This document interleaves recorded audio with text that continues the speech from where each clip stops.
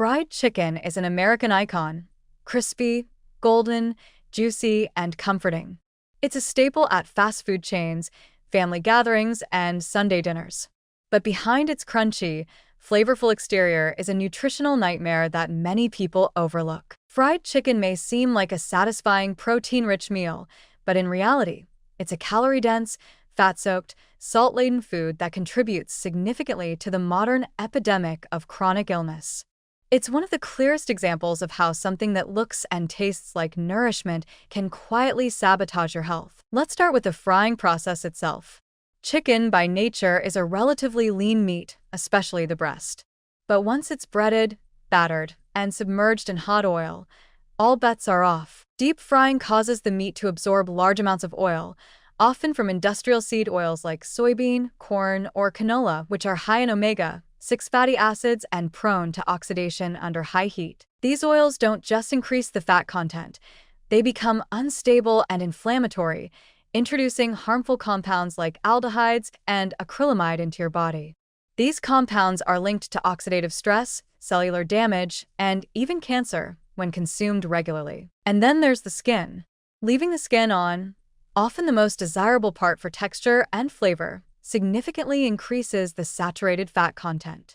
Combined with the frying oil, it creates a food item that can easily contain 20 to 30 grams of fat per serving, much of it the unhealthy kind that clogs arteries and inflames tissues. If you're eating fried chicken more than occasionally, you're likely raising your LDL cholesterol levels, increasing your blood pressure, and pushing your heart closer to long-term damage. But it's not just about fat. It's the total calorie load that's especially dangerous. A single piece of fried chicken can clock in at 400 to 700 calories, depending on size and preparation. Add in typical sides like biscuits, mashed potatoes, or coleslaw, and a fried chicken meal easily exceeds 1,200 to 1,500 calories. That's more than many people need in an entire day. And because fried chicken is flavorful, fast, and filling, at least temporarily, it's very easy to eat in excess without realizing the long-term toll. Don't forget the sodium content. Fried chicken is often marinated in salty solutions before being breaded and fried. The breading itself contains more salt, and if it's from a fast food chain, there's likely even more added to enhance flavor and increase shelf life. One meal can contain over 100% of your recommended daily sodium intake, leading to water retention, increased blood pressure, and a higher risk of stroke and kidney disease. Salt is a silent killer in many processed and restaurant foods, and fried chicken is a prime offender. And then there's the breading. Typically made from refined white flour or starch, sometimes sweetened with a bit of sugar or corn syrup solids. This adds fast-adjusting carbs that spike your blood sugar alongside the fat, creating a metabolic disaster. Your body responds by pumping out insulin, encouraging fat storage, and leaving you tired and hungry not long after eating. That's the cruel irony of fried chicken. It can leave you feeling full in the moment, but promote overeating and energy crashes shortly after. Now factor in how and where fried chicken is consumed. It's the star of fast food menus, where it's paired with fries, soda, and sugary sauces.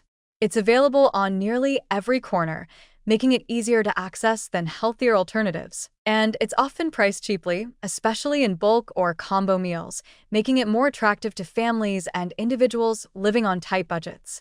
This is part of the broader systemic issue. The cheapest calories are often the most damaging, and fried chicken is a perfect example. The normalization of fried chicken as a regular meal, not just an occasional treat, has serious consequences.